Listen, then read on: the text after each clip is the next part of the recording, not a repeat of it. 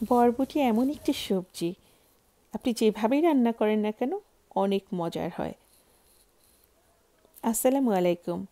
আজকে আমার রেসিপি মৃগেল মাছ দিয়ে বরবটি আর নতুন আলুর মাখা ঝোল। 5 টুকরা মৃগেল মাছকে আমি এখন পরিমাণ মতো লবণ আর হলুদ দিয়ে মেখে নিব। এপিট ওপিট ভালো করে মেখে নিব যাতে সব জায়গায় সমানভাবে লবণ আর হলুদের মিশ্রণটা মিশে যায়।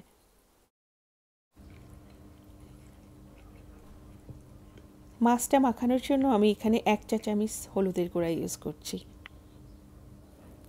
মাছটা মাখানো হয়ে গেছে, এখন আমি বরবটিগুলোকে টুকরো করে নিচ্ছি। আমি হাত দিয়ে করছি, একদম ফ্রেশ বরবটি, এবং টুকরোগুলোকে একটু মিডিয়াম সাইজ করছি, খুব বেশি ছোট করছি না।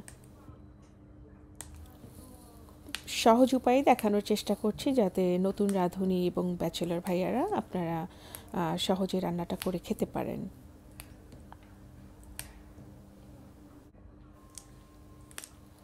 অলমোস্ট আমার বরবটি নেওয়া হয়ে গেছে। এখন আমি একটা ফ্রাই প্যানে মাছটা ভেজে নিব, যে মাছটা আমি মাখিয়ে রেখেছিলাম। এপিট ওপিট আমি হালকা করে ভাজবো, খুব বেশি মচমচে করে ভাজবো না, যেহেতু আমি এটা দিয়ে সবজি রান্না করব। সবজি দিয়ে মাছ রান্না করতে গেলে আমি কখনো সেই মাছটাকে খুব বেশি কড়া করে ভাজি না। চুলার জালটা মিডিয়াম হাই আছে। দেখতে পাচ্ছেন 2 পিঠই ভাজা হয়ে গেছে, এখন আমি তুলে নিচ্ছি। মিডিয়াম সাইজের 2টা নতুন আলু নিয়ে নিলাম এবং এগুলোকে লম্বা লম্বা করে টুকরো করে নিব। বরবটিগুলোকে ধুয়ে পানি ছেঁকে নিচ্ছি। ভাজা মাছের তেলের মাঝে আমি 2টা পেঁয়াজকে কুচি করে দিয়ে দিলাম, আর এখানে সাথে দিয়ে দিব 1 টেবিল চামচ পরিমাণ রসুন কুচি, আর দিয়ে দিচ্ছি লবণ পরিমাণ মতো। একটু নেড়ে চেড়ে ঢেকে দিব। লবণটা দেওয়াতে পেঁয়াজ আর রসুনটা গলে যাবে, এটা বেটে দেওয়ার বা ব্লেন্ড করে দেওয়ার কোনো প্রয়োজন নেই। 2-3 মিনিট পর দেখতে পারবেন পেঁয়াজটা একটু হালকা বাদামি কালার হয়েছে এবং অনেকটাই নরম হয়ে আসছে। এখন আমি এখানে দেওয়ার জন্য রেডি করে রেখেছি 1 চা চামচ হলুদের গুঁড়া, 1 চা চামচ মরিচের গুঁড়া, 1 চা চামচ ধনিয়ার গুঁড়া এবং 1 চা চামচ জিরার গুঁড়া। মশলাটা কষানোর জন্য আমি এখানে আধা কাপ পরিমাণ পানি দিয়ে দিলাম। একটু নেড়ে চেড়ে দিচ্ছি। বুঝতেই পারছেন পেঁয়াজ এবং রসুনটা অনেকখানি নরম হয়ে আসছে।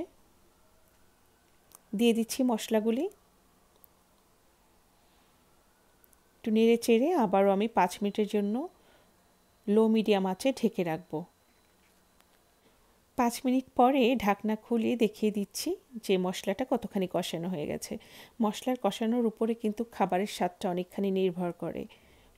পেঁয়াজ এবং রসুনটা গলে যাচ্ছে। এখন আমি ভাজা মাছগুলিকে দিয়ে 2 মিনিটের জন্য একটু কষিয়ে তুলে নেব। আবার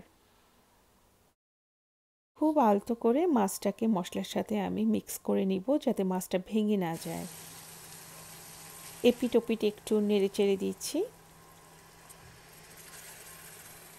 মাছের যে প্লেটটা ছিল ওখানে অল্প করে পানি দিয়ে মশলাটা ধুয়ে দিলাম। খুব সুন্দর একটা মাখো মাখো কষানো হয়ে গেছে, দেখতে পাচ্ছেন। এখন আমি মাছটাকে তুলে রাখবো। কেটে রাখা বরবটি আলুকেও আমি মশলার সাথে অ্যাড করে দিচ্ছি। একটু নেড়ে চেড়ে ঢেকে দিব 2 মিনিটের জন্য। মিনিট 2 পরে ঢাকনা খুলে দেখিয়ে দিচ্ছি যে সবজিটা কত সুন্দর করে কষানো হয়ে গেছে। 1.5 কাপ গরম পানি আমি ইউজ করছি এখানে। আমি মাখা একটা ঝোল রান্না করব। আপনারা আপনাদের পছন্দ অনুযায়ী ঝোলটা দিতে পারেন। কিছু কাঁচামরিচ ফালি করে দিয়ে দিলাম। এখন ঢেকে রাখছি 5 মিনিটের জন্য মিডিয়াম আঁচে। 5 মিনিট পরে খুলে দেখিয়ে দিচ্ছি কেমন হলো। ঝোলটা একটু টেস্ট করে নিচ্ছি লবণ হয়েছে কিনা। আলুটাও অনেকখানি সিদ্ধ হয়ে আসছে। একটু লবণ কম হয়েছে, লবণটা অ্যাড করলাম। আর এখন দিয়ে দিচ্ছি মাছগুলিকে আলতো করে নেড়ে দিব যাতে ভেঙে না যায়। রান্নাটা এমনভাবে হবে যাতে বরবটির কালারটা সবুজ থাকে, কালারটা যাতে নষ্ট না হয়ে যায়। বুঝতেই পারছেন দেখলে যে রঙটা কত সুন্দর হয়েছে। এখন আমি ঢেকে রাখছি 5 মিনিটের জন্য অল্প আঁচে। 5 মিনিট পরে ঢাকনাটা খুলে ধনিয়া পাতা দিয়ে দিলাম। রান্নাটা কিন্তু হয়ে গেছে, বুঝতেই পারছেন কতটা লোভনীয় হয়েছে। খুব সুন্দর ঘ্রাণ আসছে রান্নাটা থেকে। আমি এখন একটি সার্ভিং ডিশে তুলে দেখিয়ে দিচ্ছি কেমন হয়েছে। যারা নিয়মিত আমার রেসিপি দেখছেন, আমাকে উৎসাহ দিচ্ছেন, আপনাদের সবাইকে অসংখ্য ধন্যবাদ। আর যারা নতুন এসেছেন আজকে আমার চ্যানেলে, প্লিজ আমার চ্যানেলটা সাবস্ক্রাইব করবেন এবং আপনাদের ফ্রেন্ডস অ্যান্ড ফ্যামিলির সাথে আমার রান্নাগুলি শেয়ার করবেন। বিদায় নিয়ে নিচ্ছি, সবাই ভালো থাকবেন। আল্লাহ হাফিজ, আসসালামু আলাইকুম।